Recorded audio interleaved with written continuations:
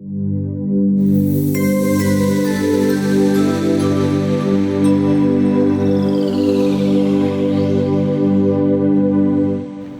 morning, good afternoon, and evening, the GSA Global Friends.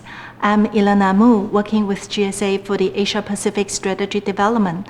Welcome to join us for the GSA WLI APAC Executive Panel discussion, Riding the Waves. GSA has built up its Women Leadership Initiative, also known as WLI, seeking to largely increase the number of women entering the semiconductor industry, as well as elevating their participation on C-level executive and leadership positions. To better realize WLI's vision and mission, we are very honored to have the first APAC Executive Panel today and discuss not only about women leadership development, but also about the collaboration opportunities among the semiconductor, software, telecom, and cybersecurity sectors toward the digital transformation era and the application-driven, such as 5G and AIoT industry ecosystem. It's our great honor to have 4 prestigious speakers with us and share their valuable experience of leadership insight. We have Ms. Helen Chou, CEO and President of Charisma International Consulting, to be our moderator. And we have Ms. Eva Chen, CEO of Trend Micro, Dr. Chee Ching, President of Far EasTone Telecommunications, and Ms. Lora Ho, Senior Vice President of TSMC, as our panelists. They are the outstanding role models and remarkable icons from the various technology fields. We look forward very much to their session. Before officially getting started, we would like to say thank you to the event sponsors, MediaTek and TSMC. The international top technology companies like MediaTek and TSMC support women leadership at their full strength. Thank you very much for the continuous effort and contribution. Now, let's welcome the speakers and hand over to our moderator, Helen. It's all yours. Hello, everyone, and welcome you to join today's sessions. First of all, with thanks to Jody, GSA organizer, to initiate these very meaningful activities, women leadership initiatives. Riding the waves. Are we ready? Yes, we are. We are really lucky today to have 3 great experts to join us for the panelist discussion. And today, from the panel discussion, there are a lot of takeaways we can get, including their career success and opportunity together with challenges. They are the driver of the companies, including semiconductors, software, and telecommunications. It's really great we separate these 3 sections today for first panel discussion from the essence. This section, we can learn more about their individuals' experience, their leadership charismatic demonstration, their success in many arenas in terms of their business developing and their technology development, as well as their global and international exposure. And the second session, we're going to have so-called hybrid. From this session, we will rotate the panelists to have be more focused on the corporate models in terms of semiconductor and software and telecommunication in the recent market trend and the product trend of 5G, AI, and IoT. I think this is a great time, although there is a big challenge in the COVID-19 pandemic. But we think we will find the best solutions together to have the better solution for the future. Okay, so let's welcome the first session. There is a mini talk from every panelist. Let's welcome Eva. Hi, everybody. My name is Eva Chen, and my resume is really simple.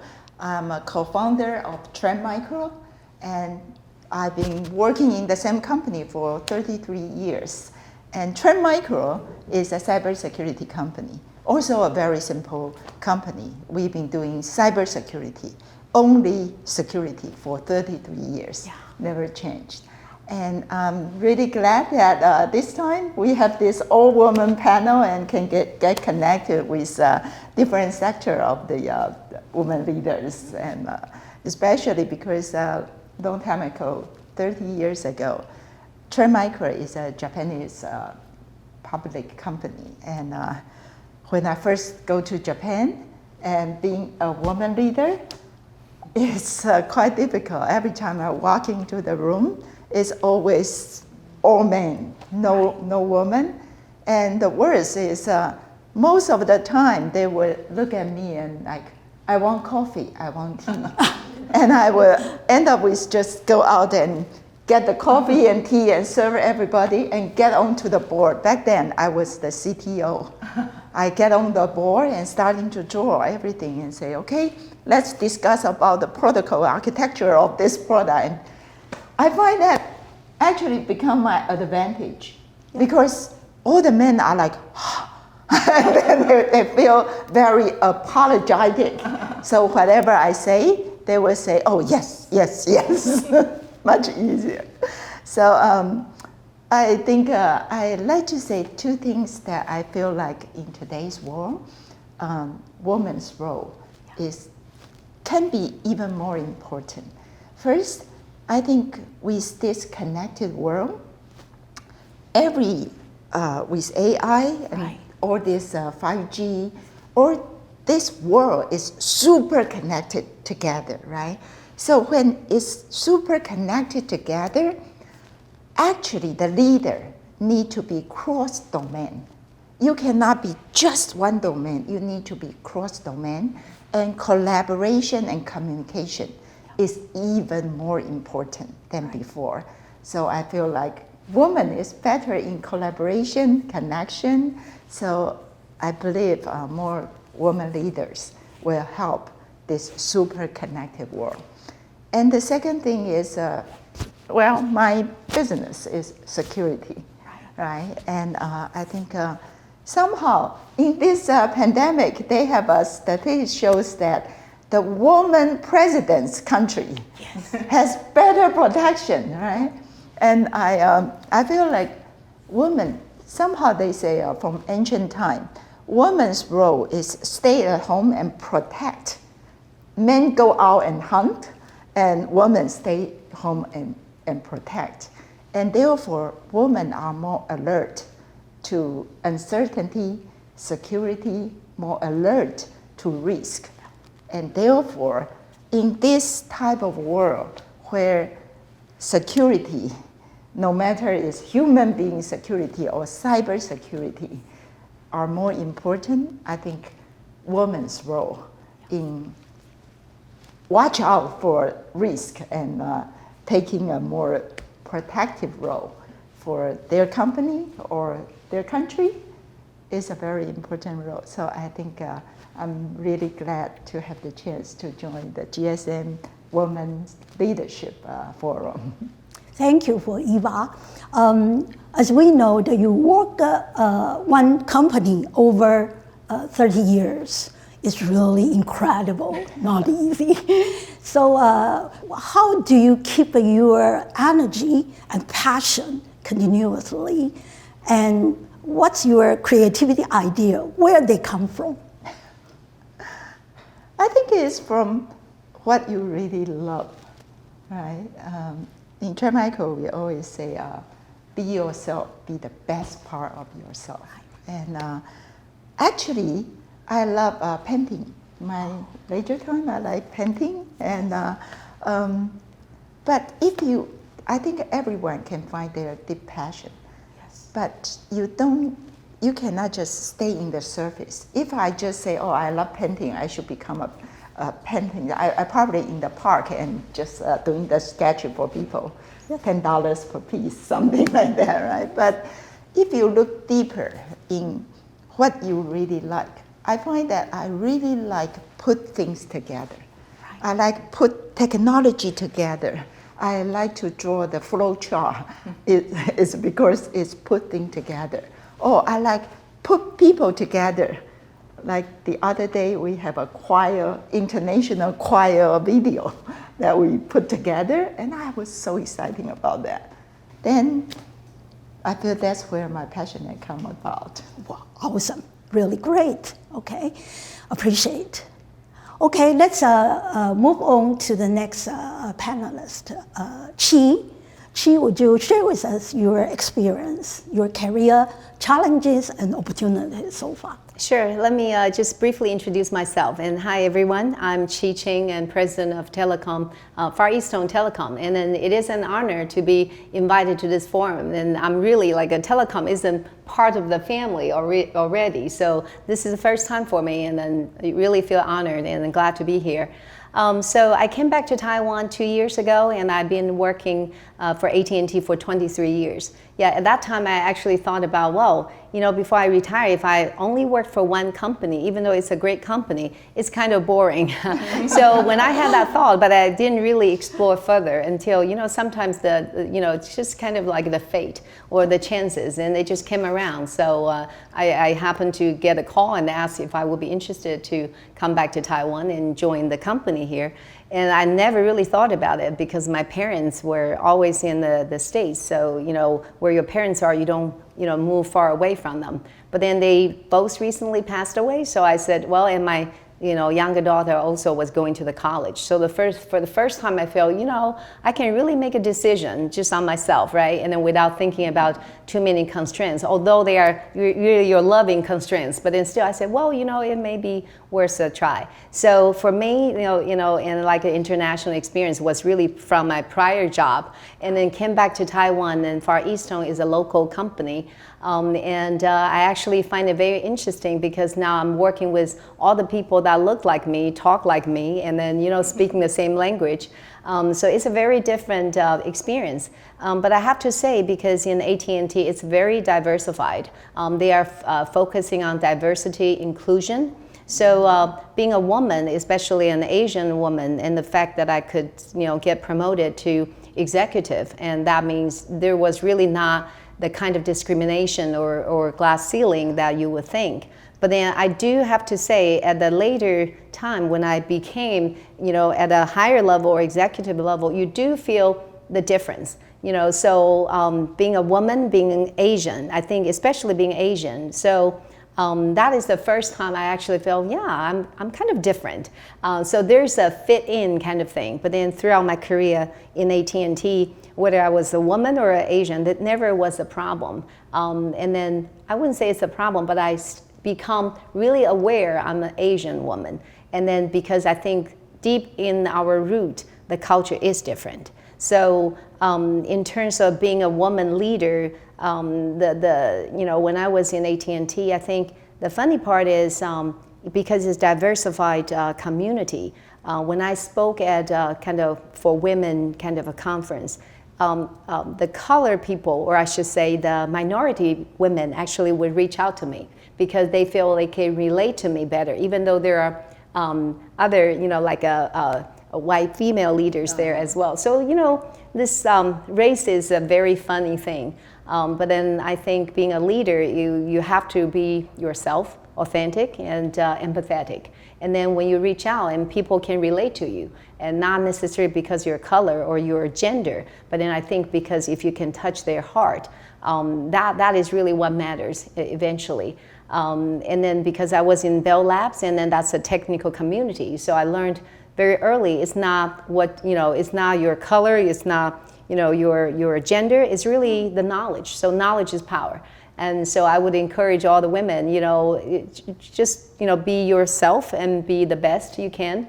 And I think then you can advance, you can prevail. So there's a lot that we can learn from one another. And then one thing I also would share is, I think sisterhood, you know, women supporting women is very important. Because, you know, like they say swimming with the sharks, they would like to call the men. Actually, you know, through my career in AT&T, I was promoted by white male along the way. So, and I also had a great boss. She's a white woman. So there was never a problem. So I think sometimes these are good references, but then they could be also stereotyping. And then, but then the best is, what you can do for yourself, so be the best. And then you will get your chance, and just be ready for it when the opportunity comes. Wow, great. So your decision to return to Taiwan is really great. Although it was kind of random. Yeah. And that in the past, you have been in United States so long. So what kinds of benefits in the past you have actually received from your leadership role?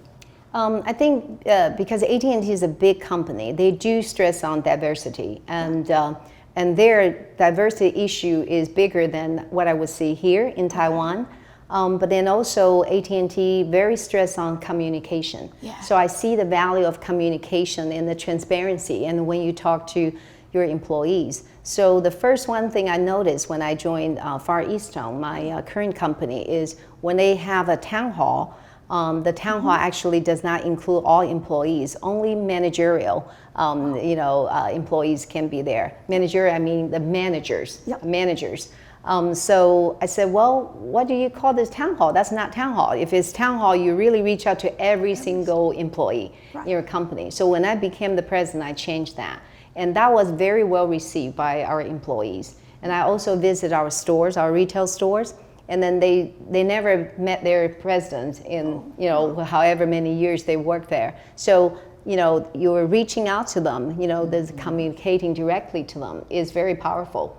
And so when we talked about transformation, the first thing I was saying, it's really the culture. We need to do something different. Right. And, when people really listen to you and they can feel for you and they can work with you. But then if you just try to tell them this is what we need to do and without thinking about how they feel, I don't think the message will come across. So communication is really important, which I learned a lot from AT&T and how they do that. Fantastic.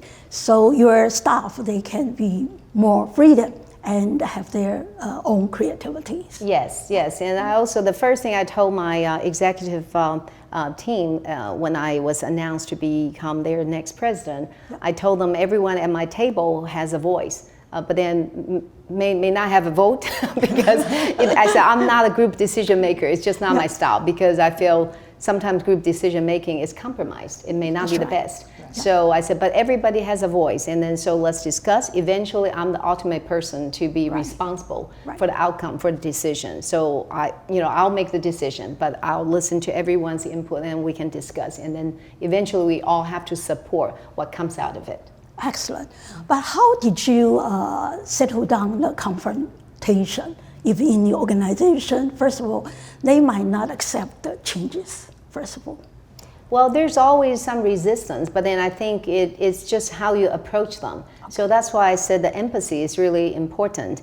Like you need to think in their shoes, right? And just think about in their position, how would this mean to them? So an example is actually for when the VPs and all that, they would present to me at the operations review, for example. Right. Well, this is what we have done. We improved the average call holding time. This is like a call center, for example. Right. To them, that's more efficient, right? They made some changes. But when I went to have a one-on-one or town hall, local town hall with the folks, and they would tell me, with this change, that means we have to work this longer, but we can't really claim the overtime because that's not that much. So there is definitely downside or impact on them. But then, from the management level, they may not see it. Right. So you really have to think for them as well. So how to adjust it accordingly. When they know that you really are thinking for them, you're understanding their pain points, they will go extra miles for you. Absolutely. Yeah, so then you can, minimize the resistance. So what you communicate beforehand, before you take an action, I think that communication, get them prepared, help them prepared, would help reduce the resistance in the confrontation. Great. Okay. Thank you very much, Chee. Okay. Next to Lora, I think TSMC is a great company. In the recent years, you had a booming, a very dramatically growth. So would you share with us your experience in your career? Okay, I am very local and very Asian. I was born, educated, and all my career are in Taiwan, although I work for the multinational company all the time. Okay. So my first career was with a pharmaceutical company, Yep. foreign invested, and I was the cost accountant at that time. I did that for 7 years. I have to say that I was a very good cost accountant by then. Okay. And then because I want to pursue the economic growth of Taiwan, so I entered into Hsinchu Science Park, where in the 1980s, the PC industry is just starting to grow. And nowadays, I think Taiwan has the most complete ecosystem for PC. Okay. That was 1980s. And I worked for a PC company at the time. Then in 1990s timeframe, I went into a semiconductor, where Taiwan started to grow semiconductor. And we have a design house, we have wafer manufacturing, we also have packaging and testing. So I have a great opportunity to see the growth of Taiwan going into those two eras. Okay. Right. I joined TSMC in 1999, and before that I already worked for a memory company for 9 years as a CFO. So in the 21 years of my years in TSMC, actually my lifetime has been a finance person.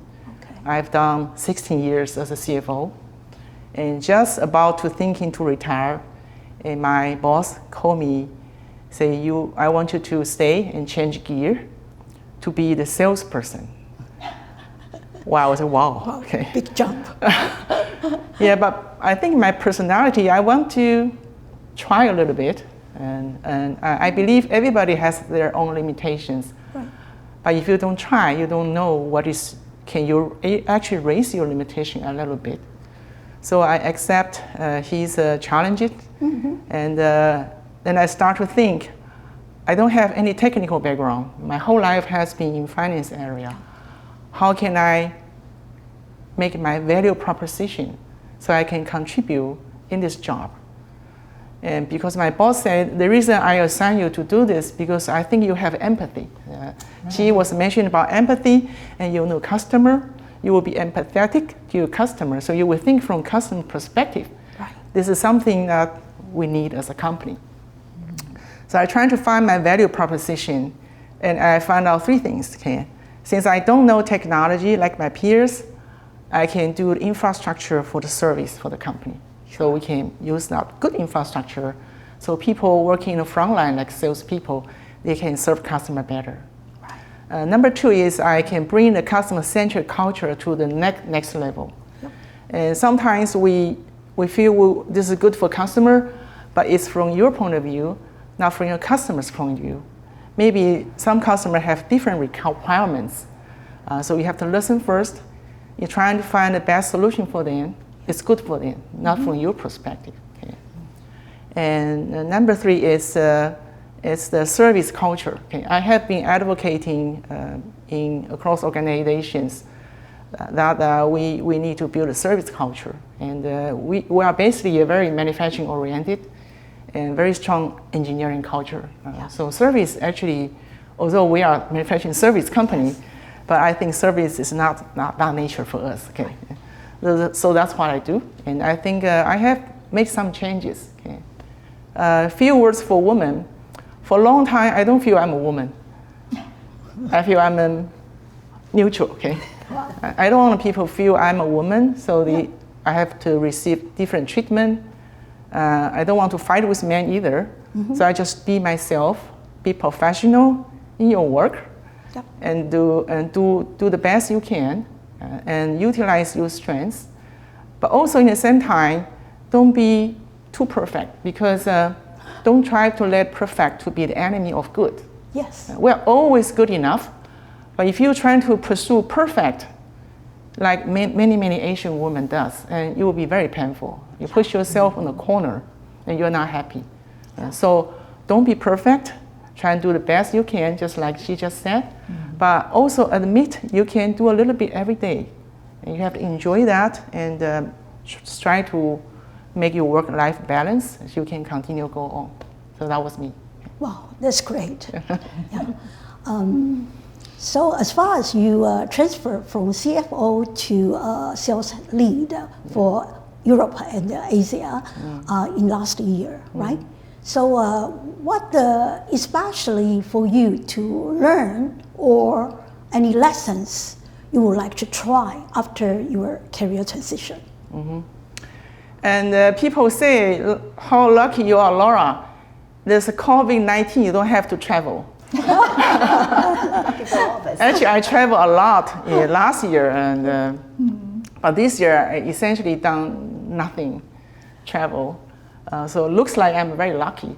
But you know, because the digital transformation, we're going to touch that in later, and the COVID-19 actually boosts up our business quite a bit. Right.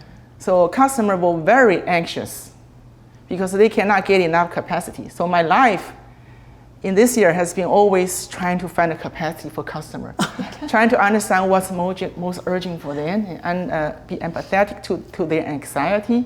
Yeah. So I say all the CEO of my customer with collective anxiety, so am I. So that was a challenge and an experience for me. But I think more communication. So what I do is, no matter a customer big or small, if they send email, ask for help, yep. I will never ignore that. Even I cannot find capacity for them right now, but I will always respond to them and tell them that I'm working on it and really pay attention and coordinate within the company, trying to make sure we don't let customer lying down.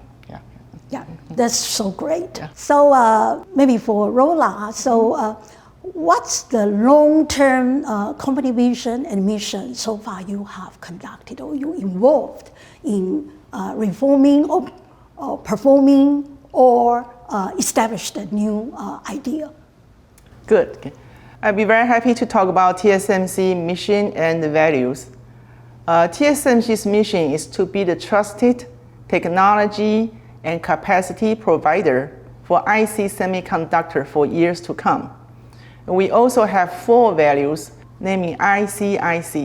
The first I is integrity, C, commitment, I, innovation, C, customer trust. Okay.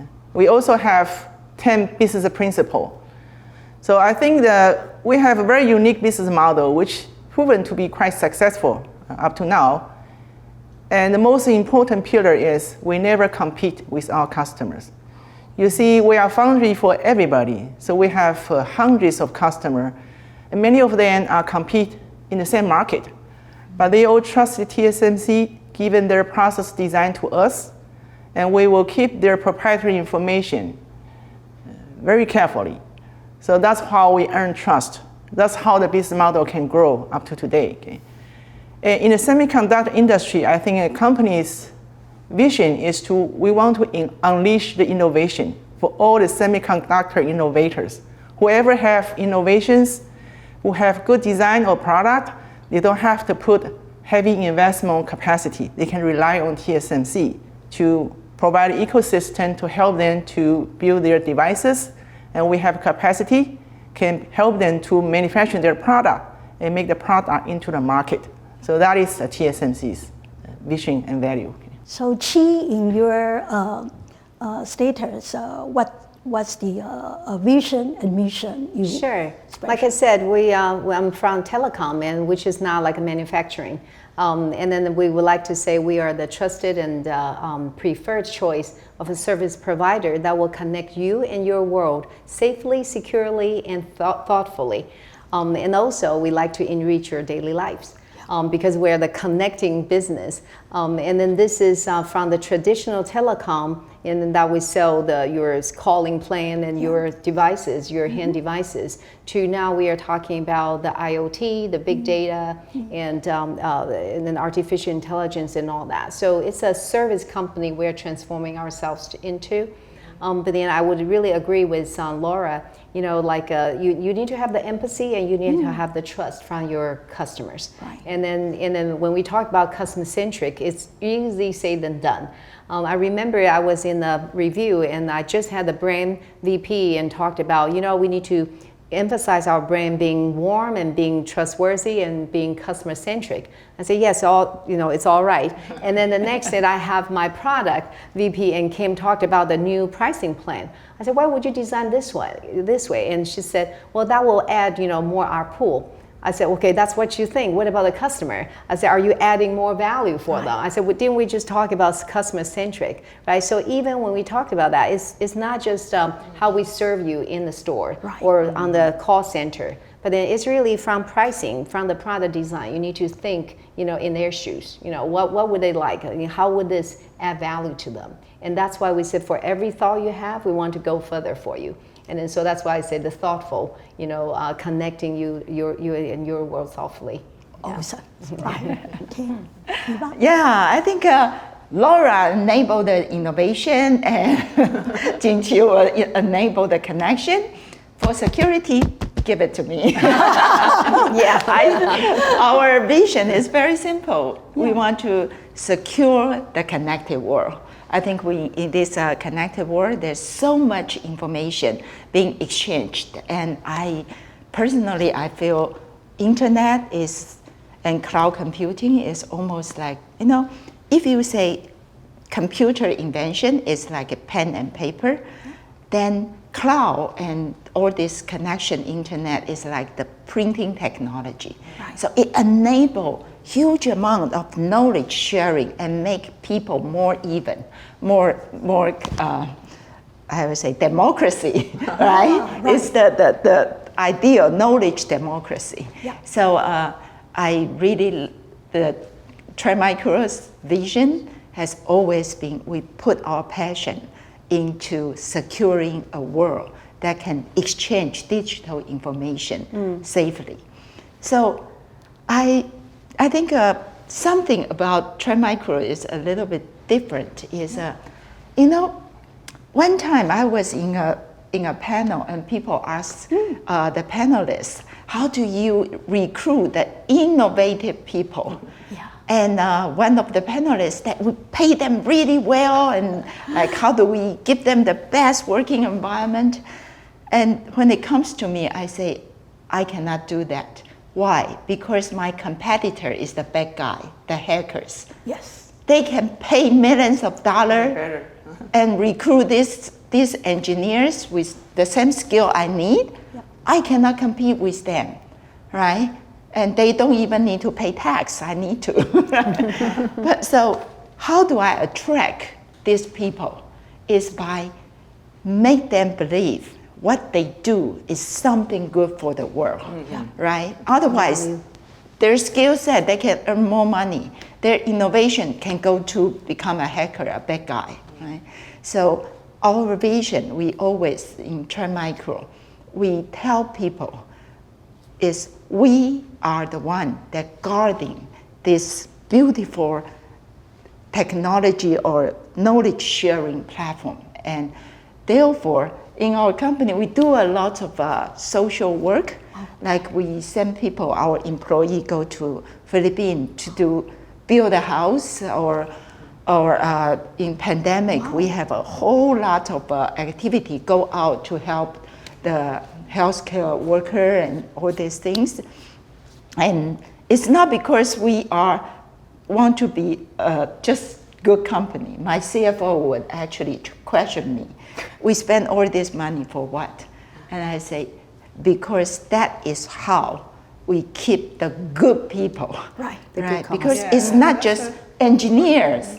They need to be the good people. They believe what they do is good for the world. And therefore, their vision is most important. Perfect.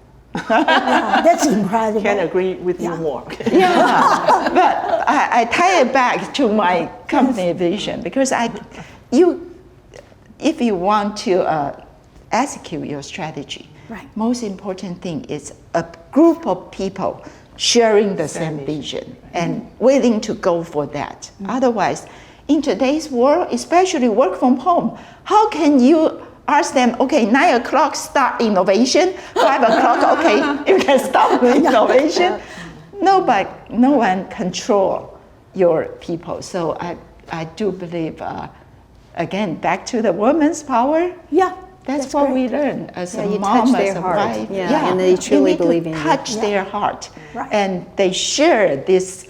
They believe this is what they want to do. Then they will do themselves. Yeah, that's really very high degree, high level of communicating with your staffs Yeah. to accept your vision. But however, sometimes vision is very tangible, intangible. Yeah. So how you transfer intangible vision to be more concrete, the mission or whatever, to encourage your staff will be good. Sometimes Aggressive.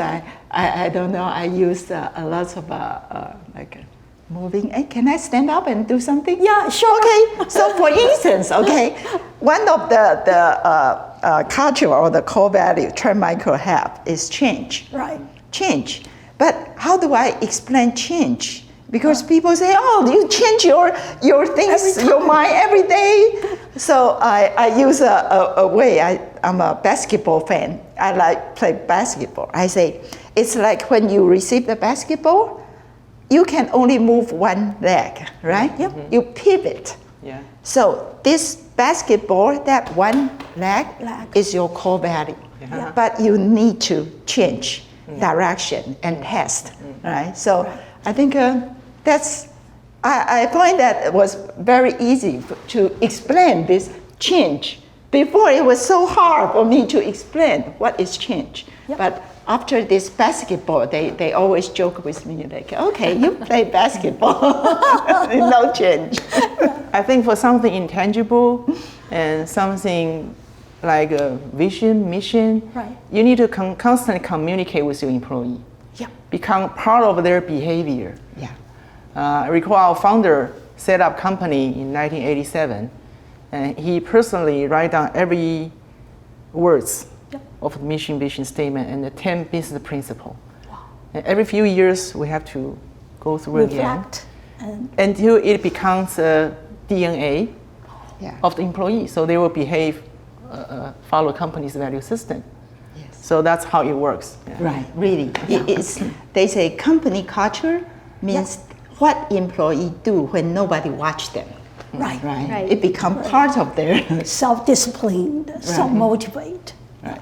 Yeah, I think for the value, you have to mean what you say and say what you mean, and then as a leader, you have to show them. Yeah. So when I joined Far EasTone and then became the president, in my first town hall, like I said, it's gonna be like a video cast, so for everyone. And also my CFO reminded me. She said, well, Chee, we haven't really remind people of our core values. I said, really, what are they? You know, I've been on board for 3 months, nobody really showed me that. So then she showed me this, they have this like a chart already, and it was 4 quadrants. So it's integrity, collaboration, innovation, and agile.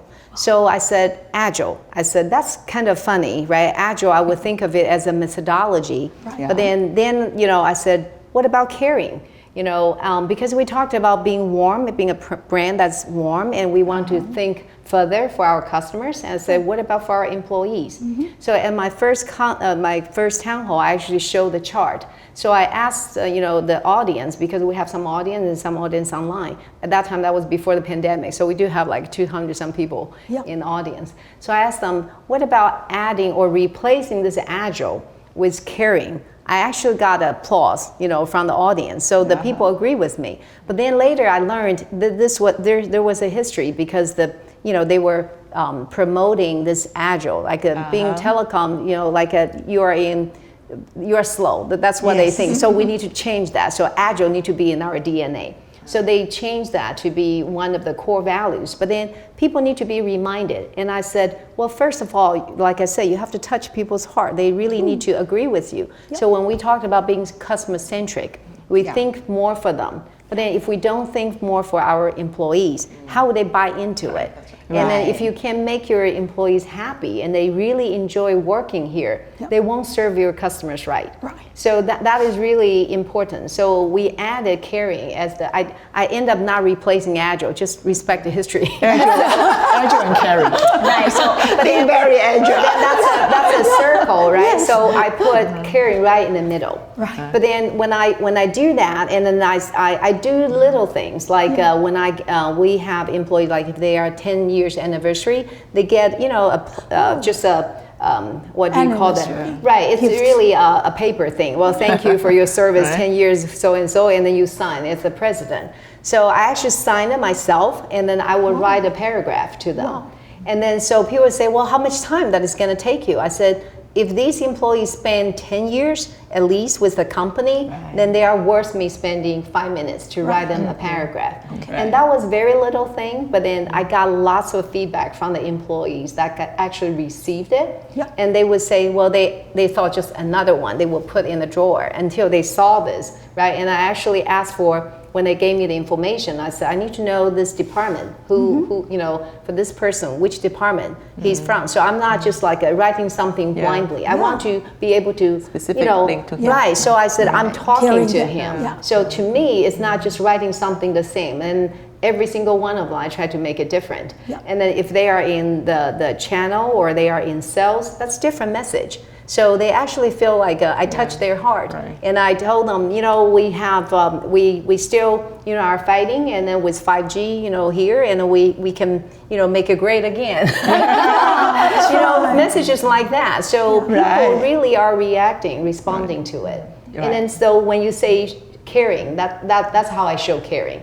And and my store employees, when I went there, because they would be so excited, and the night before I came, they actually couldn't sleep. That's the two ladies. They were so excited, and because they are in kind of like a suburb kind of city, like a Taidong, so that they never met their president before. So, but then I could see the morale was raised, and then when people feel that you care for them, and then they will buy into your vision for the company. That's right. So they feel proud. They can connect. They can attach, to the company.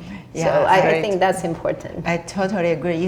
This year when the pandemic first started, and I really don't know how this will impact, right? And especially our European at that time, our Italy and Spain, all those business units, we were also worried. So I had a broadcast, and then I told my sales leader, I say this quarter and next quarter, we call it true up.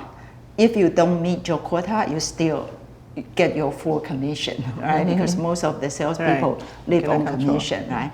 So I warn them. I say, year will be bad, right? Maybe quarter will be really bad. So we chew up, and don't worry, don't risk your life. Try to get your quota. How nice to have a female CEO. Right, but you see, but the result is for Mark. Actually, Q1 and Q2, our revenue, we thought people would be lazy. Okay, I don't need to do it. Oh, we break the record. We responded. Not exceed the quota. Incredible. So I think, when you really care, then the response is, out of my expectation. That was what was. Right. They knew it.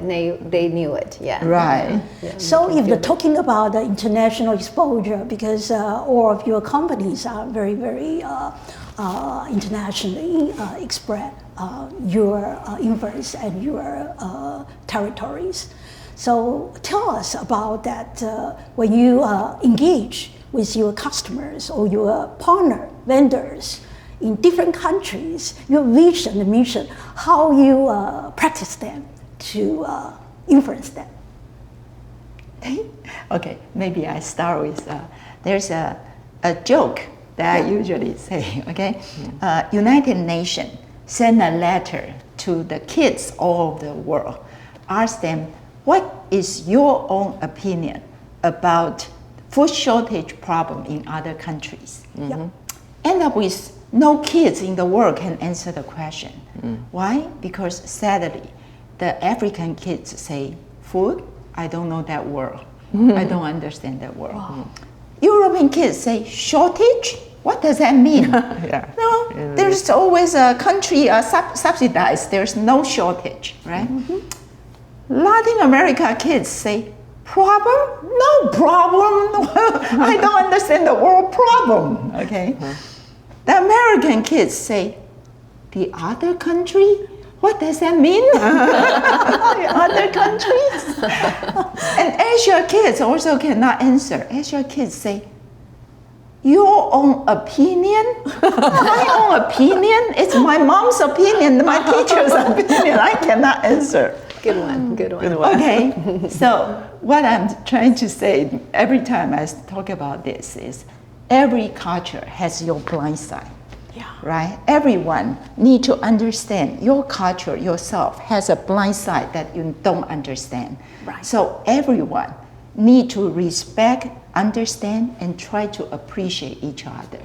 So no matter what country I go to, I talk about this joke, and they will all laugh, right? And you understand yourself. We all have blind side. Yeah, And, indeed. And then you try to appreciate other people's telling you your blind side. Yeah, sometimes it's not even just blindside, it's just really the culture differences. Right. Yeah. Right, so, you know, this is more speaking from my AT&T days, right? We have very international representation. So I remember talking with my staff, and one of them is an Indian gentleman, and he's very calm and all that. So every time when I was explaining things to him, and he will be shaking his head. He actually was agreeing with me, but I said, why are you shaking your head? So he was really agreeing, but that's, you know, so to you, of course you nod when you agree, but then to them, you shake your head. So there is these kind of culture differences, and we don't know what we don't know. So I think there are always differences, even with the election in America. I was just thinking about it. There are always differences in opinions. They are always there. But then people respect one another, so you don't just tear it down. And I think the president kind of did that. So then people become like sometimes too harsh with one another. And then the world really becomes very harshful. Right. And then so, you know, in a company with the culture differences, as long as people can use a sense of humor, and then really just understand it, and then remember you are not the only culture there, you know. So you know there's like your own value, but then you really need to be exposed to more perspective. Yeah, that will help us grow. My CFO is from India, and when I first talk to him, like whatever I say, he said no. Right. Maybe I can also share some of my experience in the limited time of being a salesperson, because my team covers 4 regions. Including Europe, Japan, China, and Taiwan. So in the European people, you need to be more straightforward, speak directly. Yes. But our Asian culture is trying to be vague. Right? So sometimes it can have some misunderstanding. In Japanese, you have to read the air. Right. And they're very diligent in managing, trying to avoid surprise. Yes. So they do a lot of diligent work from bottom to up, make sure every link is tightly closed, no surprise. Okay. Yeah. In China, okay, like this, and they are very straightforward and very, very aggressive. Yes, I can do it. And No very, problem. very aggressive and move very, very fast. Okay. Yeah. And Taiwanese, all you know, okay, we try to be polite, not to be strange. Flexible. Okay, right? So every region has different characteristics. But understanding the difference and respect the culture, trying to find the right way to handle the communication is the key. Yeah. But at the end, I really think a human being, the core, is we all want to make the world better for our kids. I think that's our basic, right? Especially for women. I think that appear much more. I always ask them, is this something you would do to your kids or your own? You want to live this type of value, or you would teach your kids this way, right? So I think that love for our next generation is the core value for every human being that go across whatever culture. Yeah, that's fantastic. Touching to everyone's inner side of mind sharing and mindset. That's really great. And if they consider the hybrid for the corporation, that for Eva, I remember you have a formula called the X = I+. plus U minus T. So it's a very concluded, right? So how did your people follow that? Or your partner, your customer follow that as well? Right. You know, actually, when I first become CEO, I'm actually from CTO background, more technology. People always ask me, what is your strategy? And then I will look for all the book, what strategy means. There's so many ways to explain strategy. And people always thought strategy is a very set things that you do, or back then I thought so. But I think with the world changing so much, actually your strategy needs to be agile. You need to change your strategy, but you need to still keep on something that is the stable power, right? Yeah. That's why instead of a strategy statement, I come up with a formula. I call Trend Micro's formula of strategy is X. X is a variable always in the formula. Yeah. X is equal to customer's problem. This X and equal to I is infrastructure. Yeah. Because our cybersecurity always, whenever there's an infrastructure change, right, there will be new type of attack. Yeah. So infrastructure. Plus U is user behavior. If users starting to take their mobile phone everywhere and bring their own device to the company, that's user behavior change. Then minus T is threats. That's our business, right? The cyber threats, so I always, every time, we just look at this formula and say, okay, 5G is coming, yeah, right? And new technology like AI is going to be everywhere. How are we going to use this? And how would this infrastructure change affect the user behavior? And how would that affect the threats that is coming? And then that will become the customer's problem that we need to solve. Yeah. Indeed, this is very simple but easy to learn and practice. Also, it's because I'm lazy. I don't know how to write the strategy statement. So, Lora is about TSMC. We know that the digital transformation is very important because you have a big alliance. In terms of a bigger umbrella, you have a lot of parts joined together. And this is incredibly amazing. So tell us, what's the idea? What's the conceptual thinking? Or what's the actual results? Actually, the COVID-19 accelerated digital transformation, to our opinion. You can see from last year to this year, because of work from home, school from home, and lots of semiconductor requirements start to increase. Congratulations. For example, PC, everybody need a PC, so you need to start it from home, work from home, and they're bored, so you need to play game, so game also increase. And people cannot go out, so automotive start to increase. You have to buy a car, you want to take public transportation. Cybersecurity, because a lot of information exchange, you need to make sure the system is okay. Oh yeah, after the pandemic, the ransomware cases increased 200%. I think the trend went up back to where we were before. People like me, you don't have to travel, but business is going on. And people start to think, does everybody really need to travel that much? Yeah, indeed. Right? Well, there's a lack of people touch. That's the bad part. But talking about effectiveness, keeping business going, it's quite effective. So I think people will start to think in the future, a lot of traveling can be replaced by virtual. Okay, so that's, they will never return to back where we were before. Okay. But I still miss the power of people touch.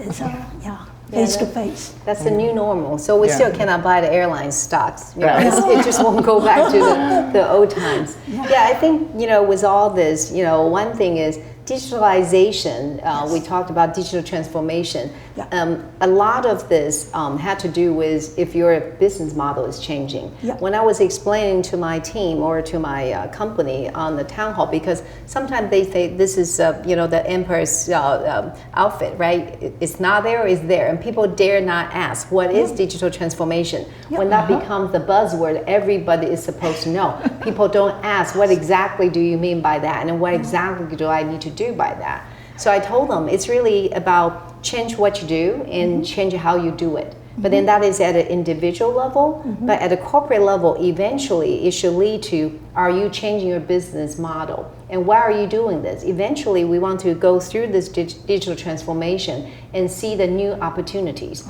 for the company to grow. So it's not just about digitization, but that usually is the first step, because if you're not even digitized, like if you're still with a lot of manual process and and then the paper and all that, it's hard to take advantage of the technology advancement. But then talk about technologies, there's so many and they move so fast. So now it's really hard for any single one company to do it all well in all fields. That's right. So the cross-field, cross-domain collaboration, the ecosystem, is very important.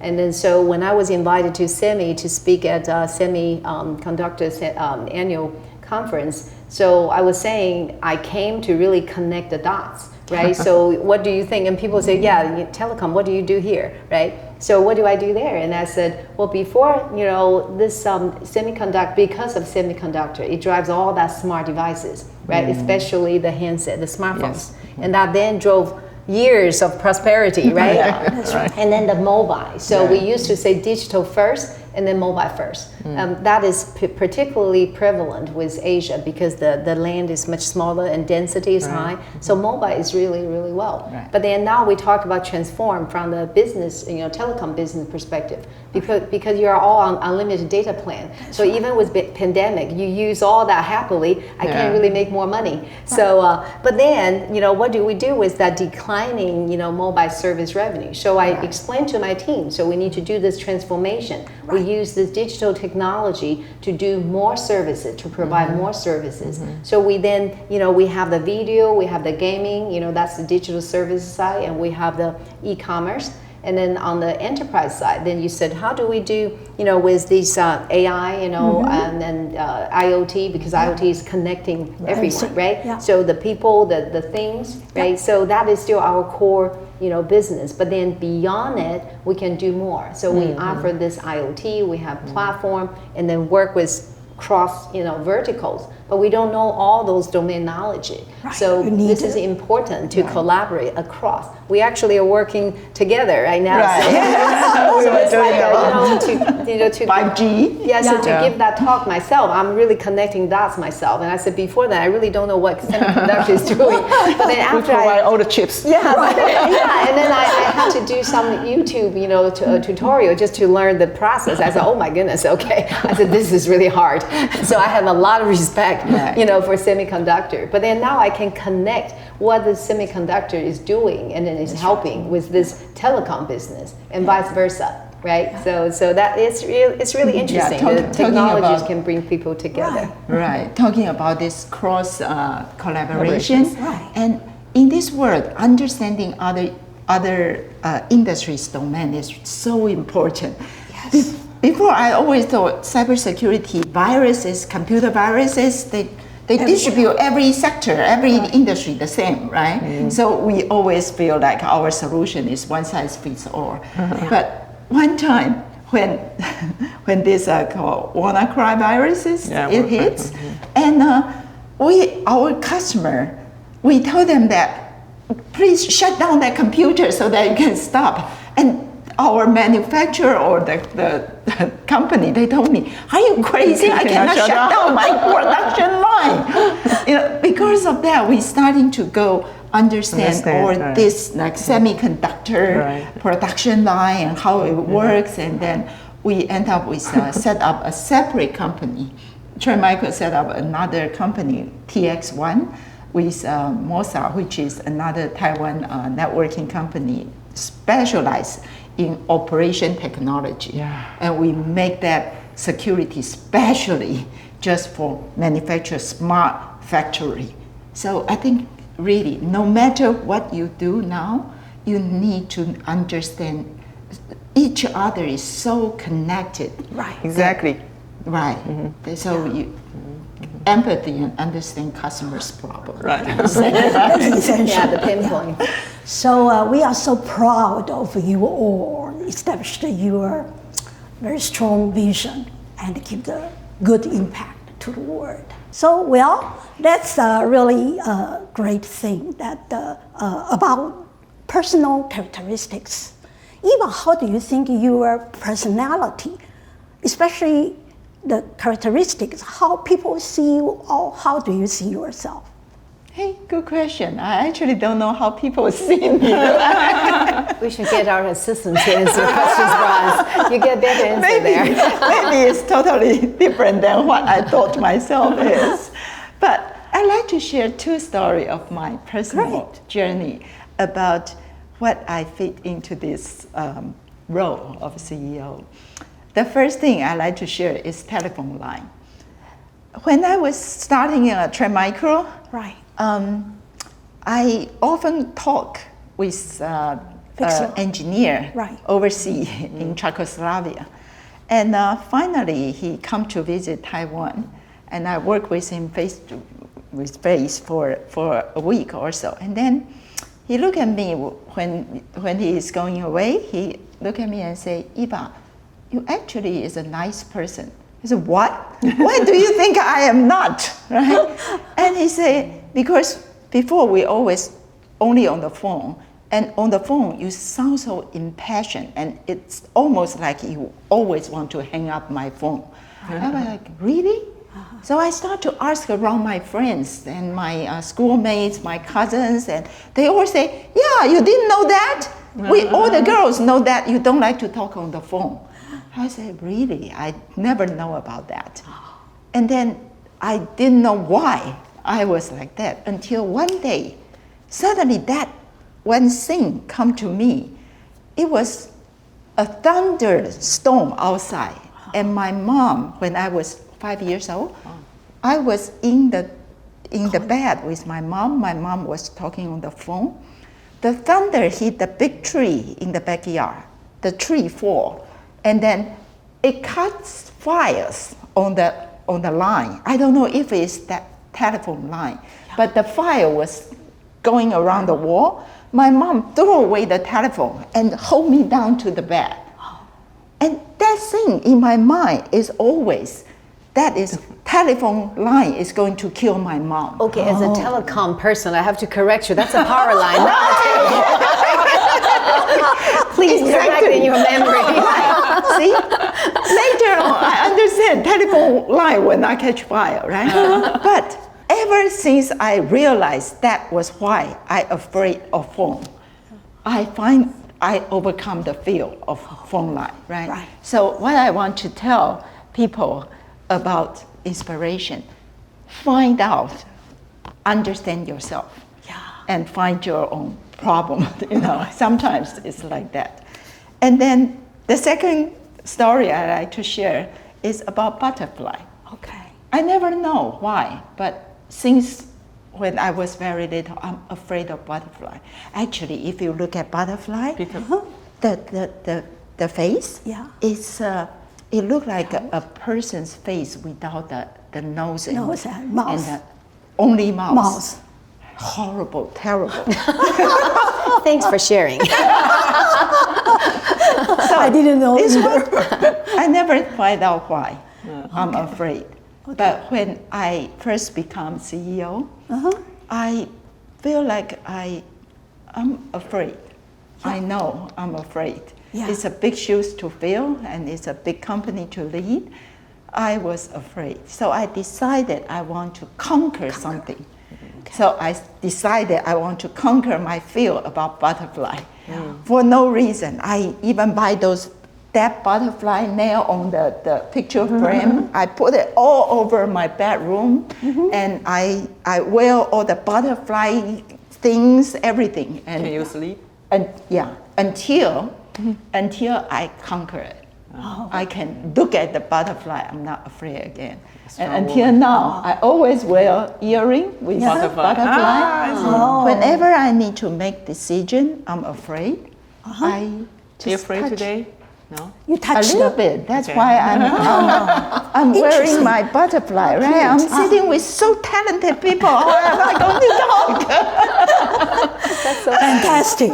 Right. Yeah. So what I want to share is that no matter who can you overcome. are, know yourself so that you can unveil all your potential and overcome your fear. No matter what you're afraid of, when you overcome your fear, you gain confidence in yourself. Then you can grow to whatever you want to. Amazing.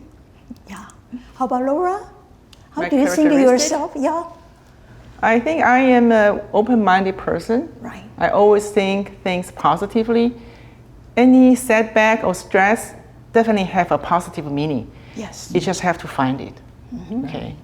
And some inspiration for women, especially Asian women, is there a glass ceiling? In some cases, it does in Asia, but fortunately, in my career, I never feel that because I always work for foreign invested or high-tech company where everybody was treated equally. But I do believe in many cases, the glass ceiling not really exists, but it exists in your heart. Yes. That's right. You think I can do it, I cannot because I have families, it's not possible. I recall that Chairman Morris Chan asked me to be the CFO in 2003. Yeah.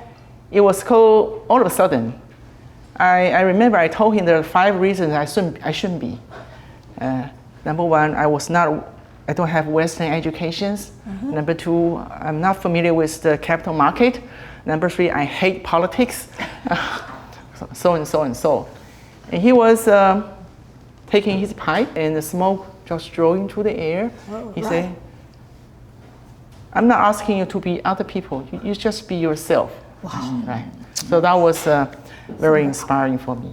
So sometimes it's sitting is really in our heart. Yep. Finally, I like to share one point which I like the most. It's a serenity prayer.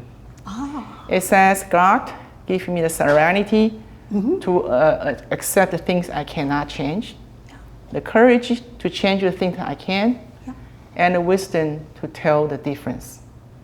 My favorite. Okay. Yeah, I think I'll add to that, just like Eva was saying, conquer your fear. That is really just to place confidence in yourself. You have to have your self-confidence full of it, because otherwise people cannot place their confidence and trust in you. And then on the other hand, I think be yourself, be authentic is very important, because you are most comfortable and confident when you are yourself. When you are pretending to be someone you are not, you won't have the confidence you need. So I think be authentic, that is very important. And also, always get ready, right? So opportunities will be there, will come around, but you need to be ready. And then on the other hand, don't give up. Because success is for those that don't give up. You just have to, be perseverance about it. And Laura mentioned the family and all that. I think that is pretty common. And I look back, well, I never really planned to be a CEO or president of a company. Never was in my plan. I was just like every job I take, and I said, well, I didn't take many jobs in the AT&T. That's one job. And before that, I was a professor. So I always focus on my current job, and I just want to do the best. I used to say I want to be the best. But then I said, well, that's very competitive, and then your peers may not like it, right? So I said, I just want to be my best. But I really say do your best. But I really want to be the best to whatever I do. But then you need to think about your current job. So I was just chatting with American culture that I learned actually. Male or female, they learn when they come to the career or they come to the corporations, they learn how to manage your career. They need to set goals for your career. I did not do that, so I'm not a very good advisor in this regard. But then I do believe, and I think that has something to do with our culture, or at least when the culture I was in when I was raised here, So it's like you always do your best and then people will recognize you. But then in America, they will tell you have to express yourself, otherwise people may not recognize you, right? So like you have to present yourself. And I think how to find a good compromise, but it's still, you know, when I come back here and I coach my women managers, I gave them, you know, I said, okay, because kind of like save costs, because they talked about getting trainers out. I said, I'll give a class myself. So I've offered unsolicited. I said, I'll offer some learnings myself, right? The Korea and all that. So I tell them, I said, don't think about your next job. Don't think about if your boss know what you're doing. I said, because when you think about that, you're not really purely focused on your current job. And I do tell them, I said, you know, your efforts and your work will be seen. When you do well, you will be seen. So don't worry about it. And I said, and then I said, personally, I actually like those people that really root in their own special area, and they work hard. They were not thinking about politics. They were not thinking about if this is something my boss like to hear. I have more trust in those kind of people. They may not be showy. They are not show horse at all. I have more trust in those really workhorse, you know. So that may not work for everyone or for every company, but that is kind of the value I treasure myself. You know, I feel like, just be yourself, and then good opportunities will come around. When you make decision, it's always like a clap of time. You don't have time to think too much. And the best decision always only come from yourself, being yourself, right?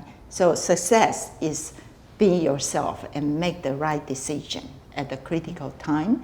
And you need to think, what is yourself? Don't try to be the other person, right? Even if this clap. So I just very echo to what they say. Be yourself is the most important thing. Yeah, really outstanding. Okay, well, so I really appreciate for our three panelists to share with us these very, very good assets. I summarize for today's three panel discussion. Number one is a visionary leadership. They all communicating a compelling picture. Transfer from very intangible, vague thing to clear messaging, and encourage people to grow up, to think out of the box. That's a visionary leadership. Secondly, is organizational buy-in. This is develop and lead on a very, very consistent basis. Okay, just like Eva taking through the 30 years, Lora taking long-term her career developing, and Chee also motivate, demonstrate the strong leadership styles. Okay, the third thing, managing innovation. Innovation, start from yourself. Okay, let's maybe come from be yourself, but out of yourself, be incredible, innovative. The next one is a client orientation. Treat your client, be fair and with empathy.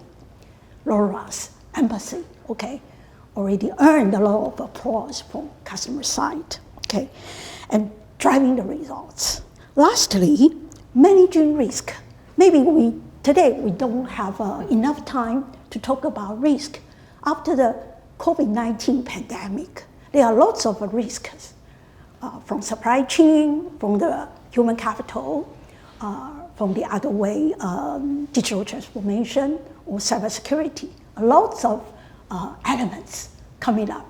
But I think it is a good timing for us to find the best solution. Be yourself, be proactive. We can do it. Thank you very much.